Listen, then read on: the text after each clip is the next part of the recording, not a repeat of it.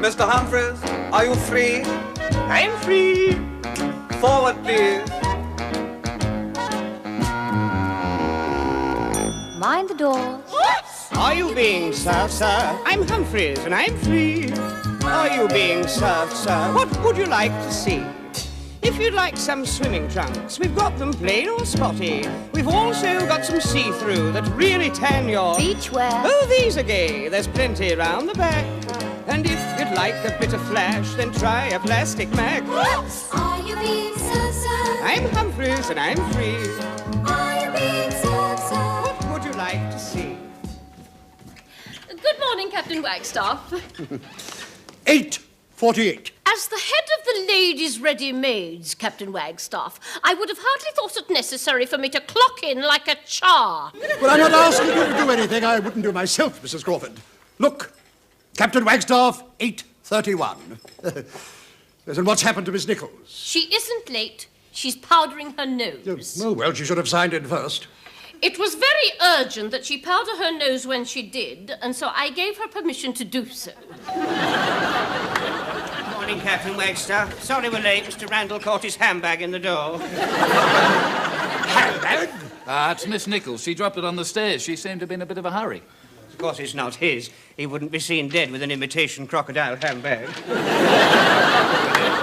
Good morning, Mr. Mankiewicz. Good morning, Mr. Humphreys. What lovely rosy cheeks we have this morning. Well, I came through the park to give my toast crust to the ducks.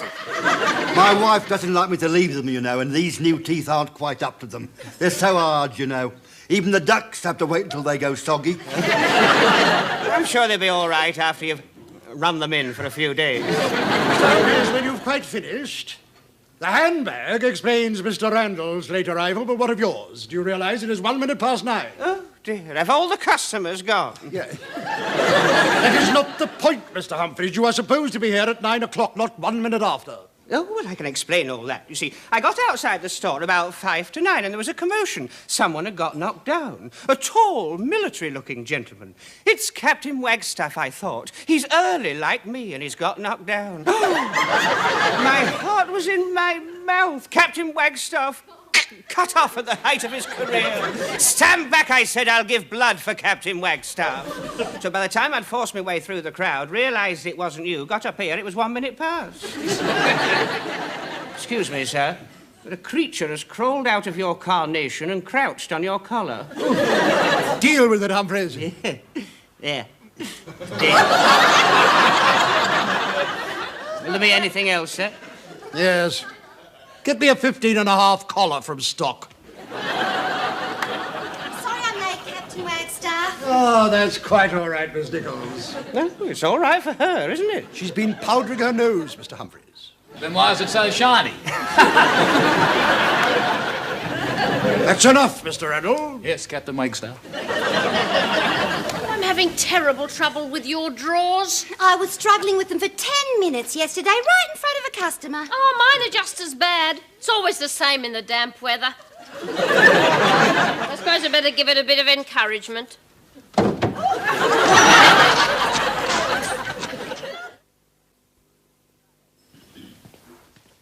Is Captain Wagstaff here? He's just arrived, sir. He's putting his collar on. We expect you to get dressed before you arrive at Boone Brothers, Captain Wagstaff. I do not expect to find you unattired at 9:05. Yes, well, I can explain, sir. I don't want to hear any excuses. I want a word with the members of your department. Of course, sir. Mr. Mankiewicz, would you step this way if you're free? I'm free, Captain Wagstaff. Mr. Randall, Mr. Humphreys? Free, sir. Ever so free, sir. Would you step this way, please, Mrs. Crawford? Miss Nichols, 1 moment, please. Before we go any further, Mr. Fenwick, Miss Nichols and I would like to point out that our drawers are a positive disgrace. What, Mrs. Crawford? Our drawers, they're sticking. It's always the same when they're damp. Really?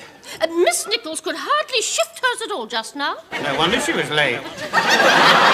They sent someone up who put beeswax all over them, but it only made them worse. I'm not surprised. If you ask me, they want sandpapering. Would that be any good, Captain Wagstaff? I puff French chalk on mine, and you know, they're as smooth as silk. Well, perhaps you could puff French chalk on Mrs. Crawford. All right, I think we will consider the matter closed at the moment. Now, I have been particularly distressed to learn of the slump in our sales in the past 4 weeks, which I'm sure we've all observed. Yes, I have observed it, haven't you, Mr. Mankiewicz? Oh, I would say a definite slump. Had you observed it, Mr. Humphreys? I had observed it, Mr. Mankiewicz. I think Mr. Randall had observed it too, haven't you, Mr. Randall? Yes, I had, Mr. Humphreys. Actually, I remarked to you about it, Mr. Mankiewicz. And I mentioned it to you, Captain Webster. That's right. That's what caused me to discuss it with you, sir. Yes, that's probably what first alerted me to the crisis. The thing is, and I don't want to put too fine a point on it, why? Have you any suggestions, Mr. Mankiewicz? After all, you've been with us longer than most. Well, my personal feeling from long experience in the trade is that these things come and they go. That's very true, of course. Very profound. Mr. Humphreys? As departmental head of the ladies' section, I feel I should have been asked next. Well, of course, I'm sorry, Mrs. Crawford. Have you got any suggestions? No. Thank you. But I do like to be asked. Well, I think it's the weather, don't you, Mr. Randall? Oh, definitely the weather, Mr. Humphreys. That, coupled with the fact that there's no customers. Yes, well, the points you've made are all very valid, but the time has come for action. Here. So, I've decided it's time we examine our whole sales technique. To which end I'm holding a class in salesmanship tonight when the store closes. What, in our own spare time? Oh, it's very short notice. There's my pussy to consider. I mean, who's going to let it out? If it's not convenient, I shall quite understand. At the same time, I would remind you that unless sales improve, we shall have to cut down on staff. Oh, I expect it'll be all right. Tiddles will have to cross his legs. Well, I presume you'll not be needing me. I do have 2 tickets for the military tattoo. Your attendance would be valuable, Captain Wagstaff. Ta-ta to the tattoo. Right, that's all. Mr. Randall and Mr. Humphreys, perhaps you would come to my office now. I want to go through your personal sales record for the past month. Oh, and bring your books with you. I don't know what you want your book for. I would have thought you could have remembered your sales. All 3 of them. Thanks a lot, man.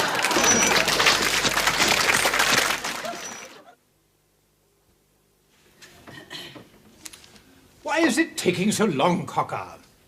If a job's worth doing, it's worth doing well, so that's my motto. Very commendable, I'm sure. But I don't know why you're doing the job in the first place. All I wanted was for the door to open the opposite way. That's clearly a job for the carpenters. Oh, yes, granted, sir. But you see, you caught them in the middle of a meeting. Oh, not again. What's it about this time? Well, in order to decide what action to take over their pay dispute, they was holding a stop work meeting. And what will the outcome be? I should think they'll stop work. Oh, I don't know what the workers of this country are coming to. You know, I was reading in the paper only this morning that in Russia, workers work a 12-hour day with only 30 minutes for lunch. Yes, well, you wouldn't get our blokes to go along with that. Why not? They're all communists. Right, there we are, sir. That handle is as good as new. Come in. And after lunch, I'll have a go at the engine. I believe you invited us to come and have a little chat with you, sir. Yes, that's right. Shut the door. Now, Mr. Humphreys, I have here the menswear sales graph. You sure you got it up the right way, sir? I'm afraid so. I presume you know what this means. Well, if I was a doctor, the patient would be dead. There is no cause for levity. Our nerves, sir. Understandable. Nevertheless, this is a very poor performance. Now, I always think there's a reason for a poor performance. A happy salesman is a good salesman. I must say that neither of you look happy. I think it would help if you could smile more. I'm sorry, I haven't been smiling enough, Mr. Fennick. Yes, well, there must be a reason for it. Are you, and I don't wish to pry, are you unhappy at home? Well, that could be it. Now we're getting somewhere. Sit down and tell me. Well, it's my environment, you see, sir. I've got this one shabby room. Oh, please, thank you. In Turak, isn't it? Yes, the very poor part. Since we've had to take in this Asian to make both ends meet, well, it's upset my poor crippled mother so much that She's had to give up her job at the skating rink. I had no idea. Oh, yes. And what with the cat having asthma and coughing all night, me having to cook on a broken gas ring, well, the magic seems to have gone out of my life. But I will take your advice, Mr. Fenwick. I will try and smile a bit more. This is really a most terrible story. Yes, it is, isn't it? I think it should be placed on your record. Thank you, sir. Now, you live in Turak. Yes. Good. And your mother is an Asian. No. We had to take in an Asian. Of course. Your mother has a cough. It's the cat that has the cough, sir. And you're supporting this Asian on a broken gas ring. Shall I write it down for you, sir? Now, Mrs. Crawford, I do hope your cat won't suffer unduly from its enforced confinement. It isn't confined, it's shut up. Well, let's hope you won't be too late. Oh, what a pity about your tattoo, Captain Wagstaff. I always thought tattoos were something men did on their chests. With needles and blue ink. Not only on men's chests, Miss Nichols. Captain Wagstaff, what will you say next? As a matter of fact, it reminds me of a bit of doggerel I picked up in the mess. Oh, yes. On the chest of a barmaid from Sale was tattooed all the prices of ale, whilst upon her behind, for the sake of the blind, was precisely the same, but in Braille. That will do, Captain Wagstaff. Oh, I'm sorry you've been so quick. I was just going to start a collection for your farewell presents. I've talked my way out of it with staying. Did you tell him about your grandfather and the iron lung, and how you can't afford to pay the electricity bill? Oh, no. He gave him the crippled mother, the Asian, and the asthmatic cat. You used up a lot of material there. What did he say? He wants us to smile more. Retail salesmanship is a very serious business, Mr. Humphreys. And if you think I'm going to stand for you two grinning like Cheshire cats, you're very much mistaken. He said it would improve sales, and that means more commission. He could be right. Oh, what a load of old rubbish this is. Were you going anywhere then? No. What about going to the pictures? What's on? Well, there's Bambi at Studio One and the Unsatisfied Virgin around the corner. I've seen Bambi. Oh, forget it. By the time Fenwick finishes, the virgins will be satisfied. Is everybody here? Oh, I'm ready, Mr. Fenwick. I've just been putting my evening face on. Looks even worse than the morning one, Mrs. Crawford. Watch it. So Mr. Humphreys is getting us some refreshments from the canteen. Hot cocoa and buns. Hot cocoa. Do you hear that, Miss Nichols? Hot cocoa and buns. It makes the whole thing worthwhile. Of course, there'll be a collection for them. Oh, I think the management would allow that out of petty cash. Most generous, sir. It's amazing the way Bone Brothers look after their staff. We do our best. A satisfied team is an efficient team. A satisfied virgin is a virgin no longer. Good. Let's get started, shall we? Just a moment. Where's Mr. Mankiewicz? Probably putting his evening teeth in. He was here a short time ago, taking stock of his shirts. See if you can find him, Mr. Humphreys. Mr. Mankiewicz! Mr. Mankiewicz! Oh, my God! I've got some bad news for you. He's died at his post. I'm not much mistaken, he's gone down with his shirts. Don't be witty, Mr. Humphreys. Oh, soul, he's been on his feet all day. He probably has a sleep on the train roundabout now. Mr. Mankiewicz! Mankiewicz! Angus face. Hardly likes to lay a hand on him. Still, Quite right, Mr. Fenwick. Sudden shock, heart attack, kicks the bucket. Sunday papers. Aged worker dies at hand of overseer. Would not look good for Bone Brothers. But what are we going to do? Leave it to me. Mr. Mankiewicz, are you free? Yes, I'm free. Good morning, sir. good evening, Mr. Mankiewicz. Oh, yes, of course. Good. I think we're ready for you now. Good, I'm ready. Right, we all take our places. The first question to be decided is, Do we have our cocoa and buns now, or do we wait until we've been going for an hour or two? Well, perhaps we should ask the ladies. Mrs. Crawford, do you feel like having cocoa now? I never feel like cocoa and buns. And if I'd known the management were going to be so stingy, I would have gone out and had a cheeseburger. I think there's some cheese in the bun. I don't eat cheese. There's not much cheese in these buns. Oh, I think I should mention that young Mr. Boone might be coming through during the conference, so perhaps we should eat now and get the banquet out of the way. Well, I second that. Well, let's not bother about seniority. Let's just dive in. Good idea. Would you like to be mother, Mrs. Crawford? Well, seeing as I'm not going to have any, I don't see why I should be lumbered with pouring it out. Would you do the honours, Mr. Humphreys? Certainly. Is there a softer one? These are all so hard. Yeah, that's soft. A minute, have you completely finished? The ones you haven't squeezed, he's had his chops around. Put me right off. You've not had one, Mr. Fenwick. No, I don't think I want one, thanks. Anybody else for a half-chewed bun? No, thank you. What about the cheese inside? Only been used once. One careful odour. Well, does anybody not want cocoa? No, but I'll have some just the same, thanks. That Girl Guide training certainly comes in useful, Mr. Humphreys.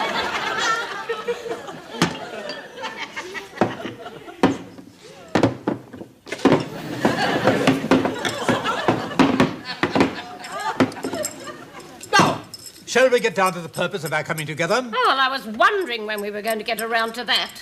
I think it would pay us to examine our whole modus operandi, as it were. Vis-à-vis the handling of our customers from the moment when they arrive to the moment when we make the sale. Or not. Now, I sometimes think of this whole organisation as a ship at sea.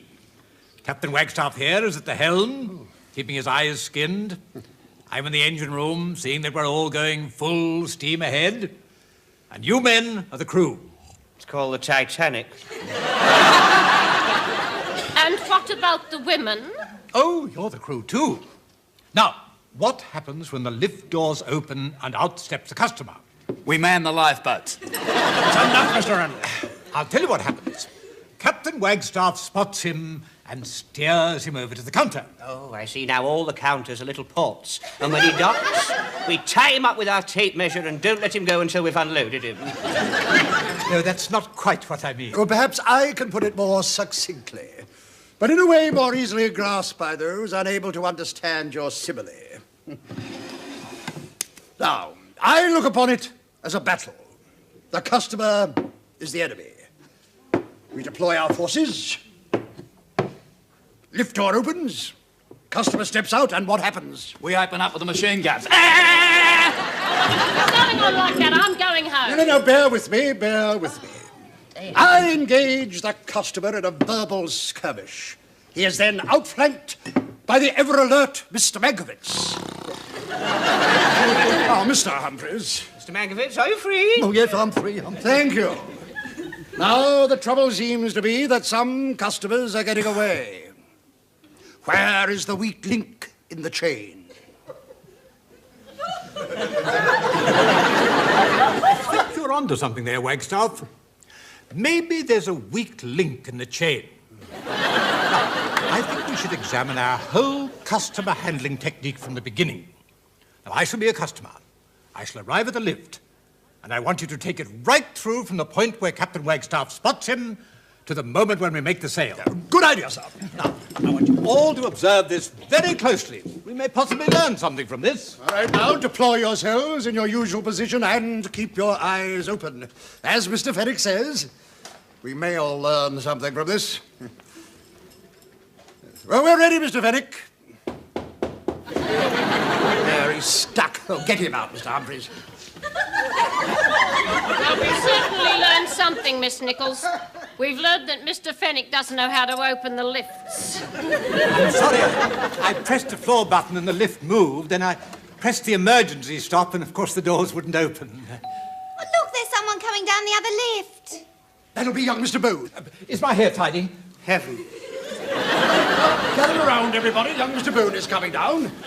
Straighten yourself up, Mr. Rattle! Good evening, everybody. Good evening, Mr. Boone. I hear you've been having a sales conference. That's right, Mr. Boone. Yes, it's been going very well, sir. I was a salesman once myself, you know. I had a stall in the market. I used to sell fish. Oh, dear, smelly stuff. I think you were very wise to have a department store instead, Mr. Boone. Been having a good tuck-in, Mrs. Crawford? Oh, yes. It was delicious. Good. I'm glad we're looking after you. Well, you've all done very well, and it's time you all went home. Thank you, Mr. Boone. Coat, sir? Oh, well, I don't mind trying it on. You're a cheeky young monkey, aren't you? One of our most promising young men, sir. It's a good fit. Nice material, too. It's vicuna, sir. I always wear vicuna. I'll take it. Put it on my account, Wagstaff. A very forceful bit of selling. Personally trained by me, Mr. Boone. We could do with more of their sort. Oh, yes, indeed, sir. Well, don't be late in the morning. No, Mr. Boone. You've all done very well. Good night, night, Mr. Mr. Boone. Good night. He seems to be in a very good mood. Yes, I've seldom seen him in such a good mood. And that was a smart piece of salesmanship on your part, Mr. Humphreys. You see, that smile does the trick. Yes, it seems to. And you obviously know your stock. Even I was unaware that we had a vicuna coat. We don't. You see, Mr. Humphrey sold Mr. Boone his own coat. Mr. Humphreys sold Mr. Boone Mr. Humphrey's coat. No, Mr. Humphrey sold Mr. Boone Mr. Bone's coat. Well, I think we've all learned a lot this evening. Do you still fancy the unsatisfied virgin? I'm game if you're game. Come on, then. I must practice that smile myself.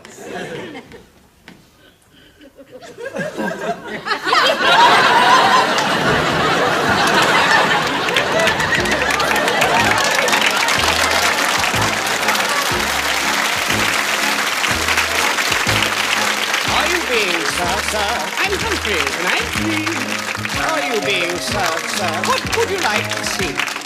If you'd like some swimming trunks, we've got them plain or spotty. We've also got some see-through that really can your... These there. Oh, these again. There's plenty around the back. And if you'd like to pick a flag, then try a plastic